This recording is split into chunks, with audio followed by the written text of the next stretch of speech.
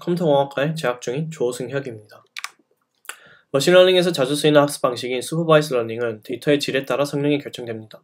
하지만 양질의 데이터를 얻는 것은 실제로 힘든 일입니다.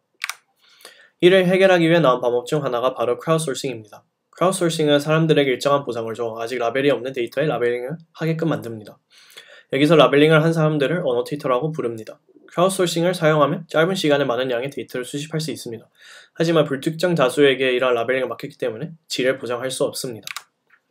어노테이터들을 분류하면 다음과 같습니다. 먼저 어드버사이어들은 완전히 반대로 라벨링하는 사람들입니다.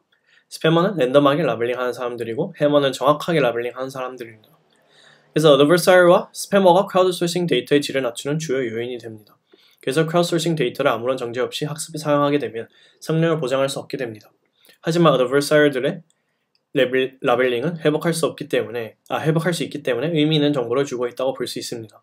결과적으로 크라우드소싱에서 나타나는 노이즈도 규칙성이 있기 때문에 이를 줄이기 위한 연구들이 진행되고 있습니다.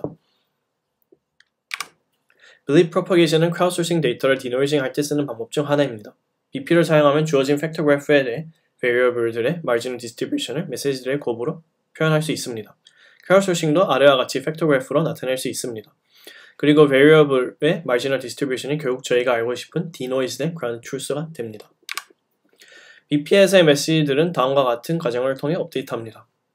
여기서 중요한 점은 아노테이터들의 라벨링인 L과 워커 리라이어빌리티 분포가 주어지면 팩터들을 구성하고 팩터 그래프를 만들 수 있다는 것입니다. BP는 각 워커가 최대 2개 태스크를 라벨링했고 각 태스크가 충분히 라벨링된 바이너리 클래시피케이션에서 옵티멀하다는 연구 결과가 있습니다. 그리고 일반적인 바이너리 클래시피케이션에서 여러 알고리즘들보다 좋은 성능을 보입니다. 하지만 BP는 실제 데이터와 같은 워커 리라이어빌리티 분포를 사용해야 성능이 좋습니다. 그래서 리얼월드에서는 이러한 실제 워커 리라이어빌리티 분포를 추정하기 어렵기 때문에 다소 성능이 떨어지고 한 번 분포가 주어지면 바뀌지 않기 때문에 프라이어에 민감하다고 볼 수 있습니다. 이러한 문제를 해결하기 위해 나온 것이 Neural Enhanced Belief Propagation입니다.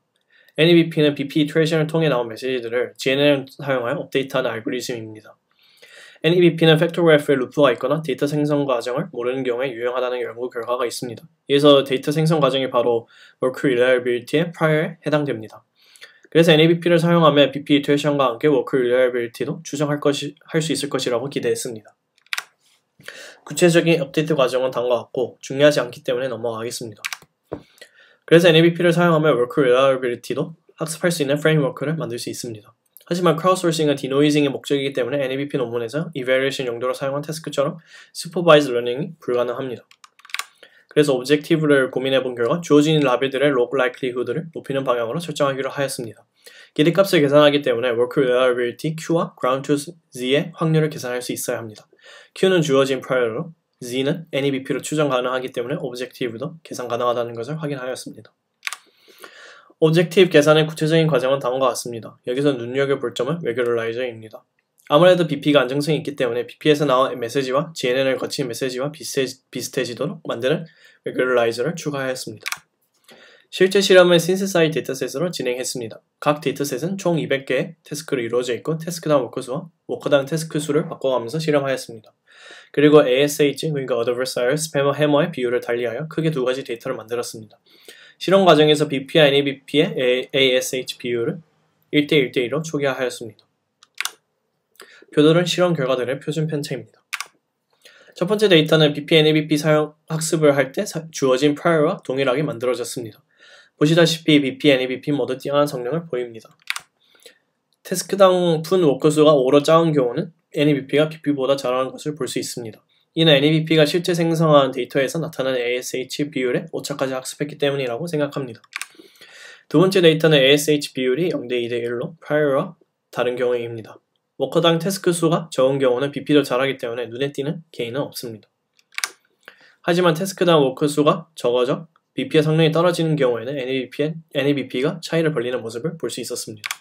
결과적으로 모든 실험에서 NEBP가 BP와 같거나 높은 성능을 보였습니다. 특히 실제 데이터와 다른 프라이어가 주어진 경우와 태스크당 워커 수가 적은 경우에 훨씬 나은 성능을 보였습니다. 차후 연구에서는 ASH 프라이어가 베타 분포와 같은 다른 분포에서도 워커 릴라이빌리티를 뽑았을 때 잘 작동하는지 확인할 것입니다. 그리고 리얼월드 데이터셋들에 대해서도 잘 작동하는지 확인할 것입니다. 마지막으로 한 태스크에서 잘 작동한 하이퍼파라미터 세팅이 다른 태스크로 트랜스퍼할 수 있을지 확인할 것입니다. 발표를 들어주셔서 감사합니다.